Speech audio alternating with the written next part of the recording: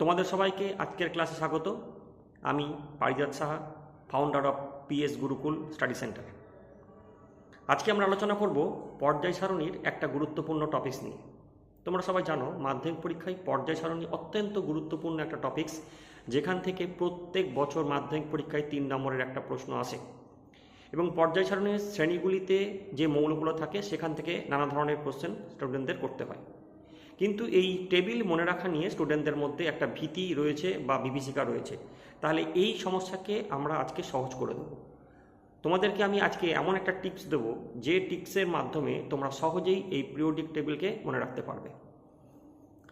শুরু করার পূর্বে তোমাদেরকে বলে রাখি, যারা এই চ্যানেলে নতুন তারা একটা লাইক এবং শেয়ার করে পাশে থাকবে, যাতে আমার নেক্সট ভিডিও আপলোড করলে তার নোটিফিকেশান তোমরা পেয়ে যেতে পারো।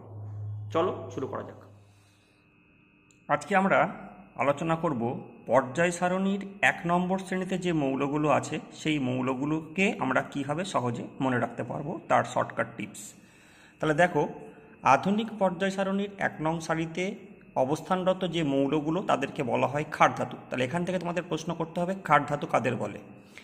এই ধাতুগুলোকে ক্ষার ধাতু কেন বলা হয় তার ব্যাখ্যা হচ্ছে এটা কি না, এই ধাতুগুলি সাধারণ উষ্ণতায় জলের সঙ্গে বিক্রিয়া করে তীব্র ক্ষারধর্মী হাইড্রো অক্সাইড যৌগ উৎপন্ন করে, তাই এদের ক্ষার ধাতু বলে। এরা কারা? দেখো, এরা হচ্ছে hydrogen, lithium, sodium, potassium, rubidium, caesium এবং ফ্রান্সিয়াম। এদের মনে রাখা সহজ পদ্ধতি কি? এই কবিতার মাধ্যমে তোমরা এটাকে সহজে মনে রাখতে পারবে। কি?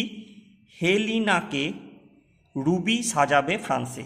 হে for hydrogen, li for lithium, sodium হচ্ছে Na যেটা না, পটাশিয়াম হচ্ছে কে, রুবিডিয়াম হচ্ছে রুবি, সাজাবে Cs হচ্ছে সাজাবে, আর Fr হচ্ছে ফ্রান্সে।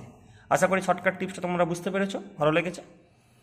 পর্যায় সারণীর 2 নং শ্রেণীতে যে ধাতুগুলি রয়েছে তাদেরকে বলা হয় ক্ষারীয় মৃত্তিকা ধাতু। তাহলে প্রশ্ন যদি আসে ক্ষারীয় মৃত্তিকা ধাতু কাদের বলে, তাহলে তোমরা কি লিখবে? আধুনিক পর্যায় সারণীর 2 নং শ্রেণীতে অবস্থানরত মৌলগুলিকে ক্ষারীয় মৃত্তিকা ধাতু বলে। কেন বলে?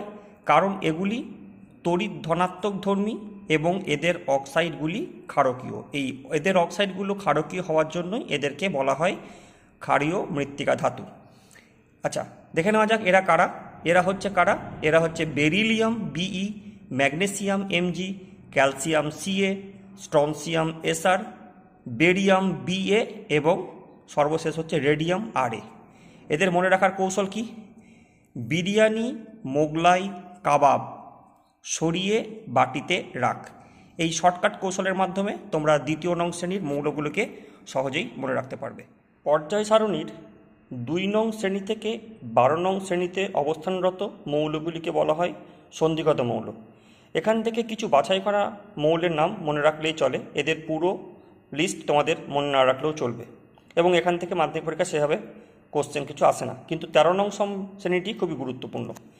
13 নং শ্রেণীর যে মৌল তাদেরকে বলা হয় বোরন পরিবার, কারণ এদের প্রথম যে মৌলটি সেটি বোরন দিয়ে শুরু। তাহলে দেখো, এদের মনে রাখার কৌশল কি তার আগে জানবো। মনে রাখার কৌশল জানার আগে দেখে নেব এই 13 নং শ্রেণীতে কী কী মৌল আছে। এখানে রয়েছে বোরন, অ্যালুমিনিয়াম, গ্যালিয়াম, ইন্ডিয়াম ও থ্যালিয়াম। এদেরকে মনে রাখবো কীভাবে? বোন, অ্যালিনা, গ্যালো, ইন্ডিয়া, থাইল্যান্ড। বোন হচ্ছে বি, অ্যালিনা হচ্ছে Al, গ্যালো হচ্ছে Ga, ইন্ডিয়া হচ্ছে In এবং থাইল্যান্ড হচ্ছে Tl। পর্যায় সারণীর 14 নং শ্রেণীতে যে মৌলগুলো থাকে তাদেরকে আমরা বলি কার্বন পরিবার, কারণ 14 নং শ্রেণীর প্রথম মৌল কার্বন দিয়ে শুরু হয়। তাহলে 14 নং শ্রেণীতে কী কী মৌল আছে? কার্বন, সিলিকন, জার্মেনিয়াম, টিন এবং লেড। এদেরকে মনে রাখার শর্টকাট কৌশল কি? কলকাতা সিটিতে গেলে সোনা পাবে। দেখো, কলকাতা মানে সি, সিটি হচ্ছে SI, গেলে হচ্ছে GE, সোনা হচ্ছে SN, পাবে হচ্ছে PB। তাহলে এই কৌশলটি মনে রাখলে তোমরা সহজেই 14 নং শ্রেণীর মৌলগুলিকে লিখে আসতে পারবে।